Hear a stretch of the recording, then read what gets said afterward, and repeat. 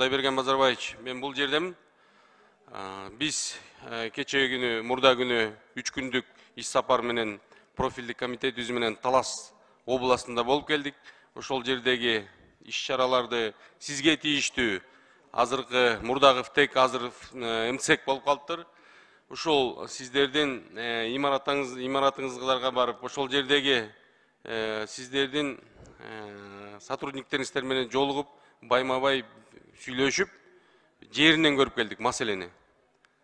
Ушул сиз билесизби, ушулар бүгүнкү күндө аренда калып,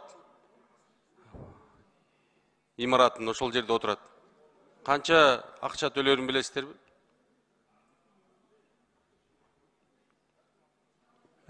Бүгүнкү күндө МСЭК системасында бизде 98 врач иштейт. Андан кийин жанакы медсестра менен моптоп менен 189 адам иштейт. Бизде бүгүнкү күндө 27 МСЭК бар республика боюнча. Анын ичинен болсо жанакы 98 биздин врачтар. Талас областы боюнча канча сотрудник иштейт, канча ижарага алат? Ижарасын бул, я извиняюсь. Мен түшүндүм. Мен это бир жакка кетип калыптырмын. Кечирип койгула. Мен тактап берейинчи. Мен сизге маалымат берип коеюн анда, Кудайберген Базарбаевич. 18 000 сом айына төлөп, ай сайын ижарага алып, ошол жерде иш алып баратат. Дагы жакшы мына мамлекетибиз каралашып, мына айлык маяназы көбөйүп, 10 000 сом, 12 000 сом алгандар мынакей 20 000 тегерек алып атат. 6 000 сом алгандар 12 000 алып атат. Жакшы анысы. Бирок Талас областы боюнча абдан көп майыптар. Ушуларды обслуживать эткенге 72 квадрат жерде 18 000 төлөп отурушат. Ушулардын ушул имаратын чечип бергенге мүмкүнчүлүктөр барбы? Мен түшүндүм, мен аракет кылып көрөйүн. Мен түшүндүм. Болобу, кандай жолдор бар, айтып коесузбу? Алардын жери бар экен. Салганга мүмкүнчүлүк барбы мамлекет тарабынан? Сунуштай аласыз, мына губернаторго дагы биз кайрылдык, губернатор да сыртта калбай жардам берейин деп атат.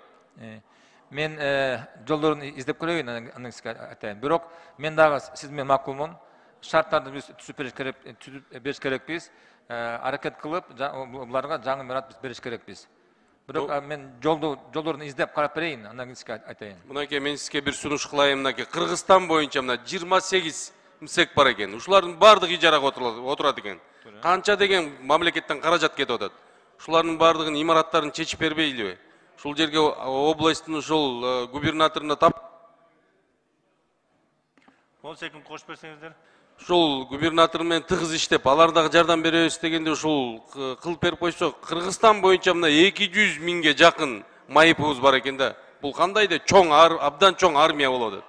Ушулар 5 микрофонду кошуп бергиле.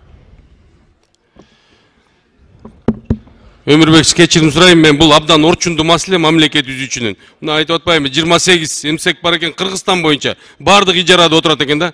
Ошон үчүн ушул маселени мына губернаторлор макул болуп атат. Ушуларды чечип берип койсок, мына биздин майыптарыбызга мына айтып атпаймынбы, 200 000ден ашык майыпыбыз бар экен.